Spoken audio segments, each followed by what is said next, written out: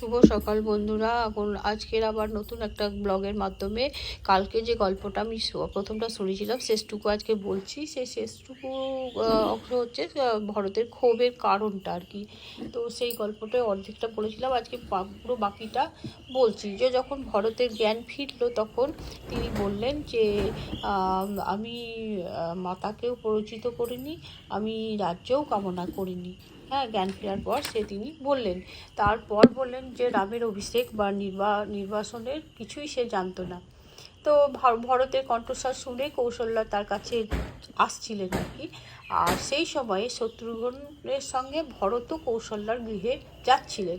দেখা হওয়াতে দুই ভ্রাতা সরোদনে কৌশল্যকে আলিঙ্গন করে বললেন যে আলিঙ্গন করলেন এবং কৌশল্যা বললেন, ভরত, তুমি যা চেয়েছিলে সেই নিষ্কণ্টক রাজ্য এখন পেলে। আমার পুত্রকে কোন উপায়ে বনে পাঠিয়ে কৈকেয়ীর কী লাভ হলো? এখন আমাকে আর সুমিত্রাকে সেখানে নিয়ে চলো। তো ভরত এই কথাগুলো শুনে তার খুব ব্যথা লাগলো। যেমন সূচবিদ্ধ হলে যেরকমটা হয় সেরকম যন্ত্রণা পেয়ে ভরত কৌশল্যার চরণে পতিত হয়ে বললেন, আর্য, আমি কিছুই জানি না, কেন আমাকে ভর্ৎসনা করছেন? আপনি তো জানেন রামের প্রতি আমার বিপুল প্রীতি আছে।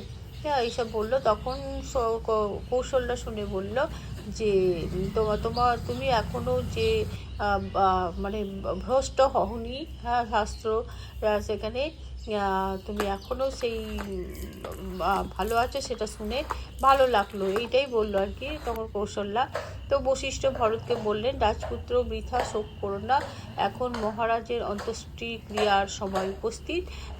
তখন ভরত দশরথের তৈলাক্ত দেহ আধার থেকে তুললেন এবং পরিচারকগণ তা শিবিকায় বহন করে তো সরযূ তীরে নিয়ে গেলেন, নদীর তীরে। তো গমন পথে সুবর্ণ, রজত ও বিবিধ রত্ন বিতরণ করা হলো এবং ঋত্বিকগণ তো দশরথের দেহ চিতায় স্থাপিত করে অগ্নিতে আহুতি দিলেন। তো ঘুম থেকে উঠেছিস? সকালে কাজ থাকলে সব উঠে পড়বে, আর কাজ না থাকলে বেলা 12টা পর্যন্ত। আমার ছেলেটাও তাই। না না, মানে কাজ থাকলে এরা তবেই ওঠে, আর কাজ না থাকলে ডেকে ডেকে ডেকে ডেকে এদের সাড়া পাওয়া যায় না। আমার ছেলেটাও তাই করে। তাই তো সুনন্দর একবারে যেদিনকে ওঠে সেদিন সাত পোয়া কপাল বাবা মায়ের।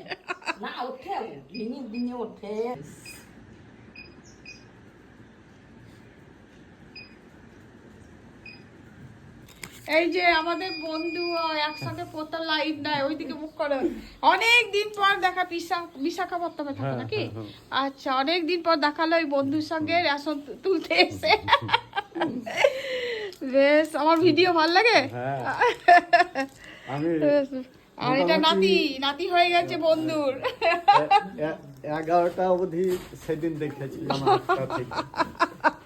সেদিন সময় মানে ভালো হচ্ছে না খারাপ হচ্ছে সেটা একটু ফিডব্যাক দাও। খুবই ভালো হয়েছে। আচ্ছা, ঠিক আছে, বেশ, আসি তাহলে। বেড়াতে যে বউ ভালো আছে তো? আচ্ছা, আর সব বাড়ির সবাই থাকে বিশাখাপত্তমে? না, আমি একা। ও আচ্ছা আচ্ছা, ওইখান থেকে আসা যাওয়া। হ্যাঁ, কলকাতায় ছেলে থাকে। আচ্ছা, কিসে পড়ছে? ওই মেকানিক্যাল। ও, কাজ করছে তাহলে এখন নাকি? আচ্ছা আচ্ছা আচ্ছা।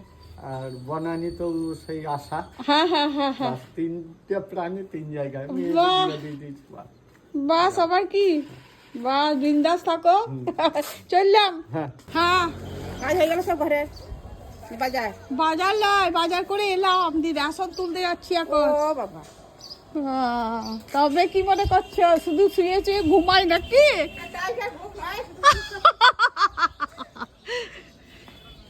ঠিক আছে, দাও। কম দেবে আটার পরিবর্তে। হ্যাঁ, ভালো। এইটা সুনন্দর বাবা, ভালো হবে। দে তো 500 দে, 500 বোকালা দিস না আবার। কালকে 2-3 ঘরে প্রসাদ খেলাম। কথা দিল? ওই ইয়ে দিয়েছিল, কেরালা দিয়েছিল, হ্যাঁ, আর মন্দিরে দিয়েছিল তোমারই কে? তারা আমাদের জামাই ও আচ্ছা, হ্যাঁ হ্যাঁ হ্যাঁ, প্রিয়াঙ্কারা হুম হুম হুম, চাকরি পেলো বোধহয়। হ্যাঁ হ্যাঁ চাকরি পেয়েছে। আর ওই ইয়াদের ঘরে খেলাম, সঞ্জুদের ঘরে। সঞ্জুদের ঘরে। কাটে ফেলে দেবো, হা করো।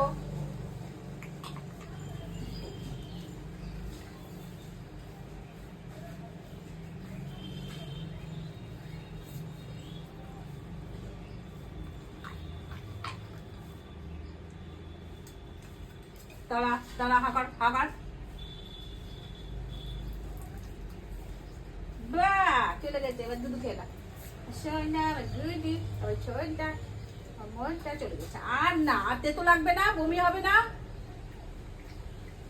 জয় শ্রী সমু, নমস্কার। আপনারা সবাই কেমন আছেন? আশা করছি সবাই খুব ভালো আছেন। আমার আজকের এই নতুন ভিডিওতে আপনাদের সবাইকে স্বাগত জানাই। এখন বাজে সকাল 10:51।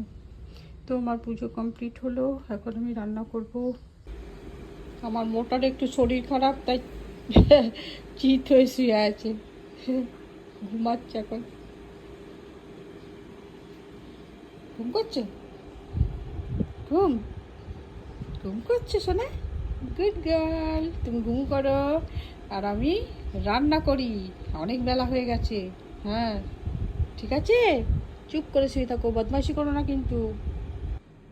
এখন বাজে 10:30। আজ কি রান্না করব ভেবে পাচ্ছিলাম না, তারপর ঠিক করলাম এই যে পুঁই শাক আলু চচ্চড়ি করব। পুঁই শাক আলু চচ্চড়ি আর আলু পোস্ত করব। তার জন্যে আলু পোস্তর জন্য ওই যে পোস্ত বাটা হয়ে গেছে, আর পুঁই শাক আলু চচ্চড়ি করার জন্য ধনে জিরে বাটা হয়েছে, সর্ষে বাটা হয়েছে, সর্ষে আর একটা লঙ্কা দিয়েছি। আর এটা আলু পোস্ত আর চচ্চড়ি বানাবো পুঁই শাক আলুর, তাই পেঁয়াজ কেটে রেখেছি দুটো তরকারির জন্য। তো এই হচ্ছে, হ্যাঁ, আর আদা রসুন বেটে রেখেছি। এর মধ্যে আদা রসুন আর জিরে ধরে দিয়ে দিয়েছি পুঁই শাকের জন্য। তো এই হচ্ছে আজকের আমার মেনু। তো এখন আমি রান্না করি, আমার মোটা ঘুম করছে। তো দেখি।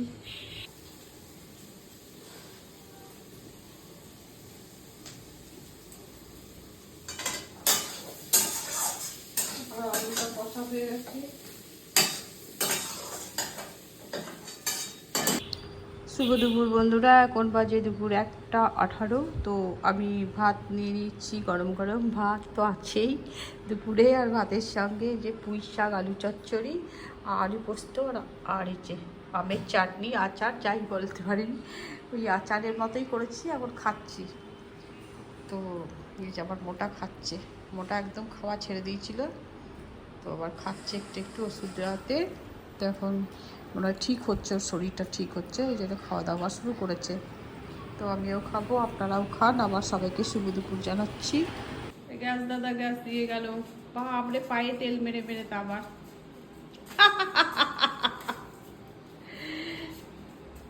ঠিক আছে মোটা, ও মোটা এত খুশি, ও ফ্যান চায়, আমার ফ্যান দিয়ে দিলাম।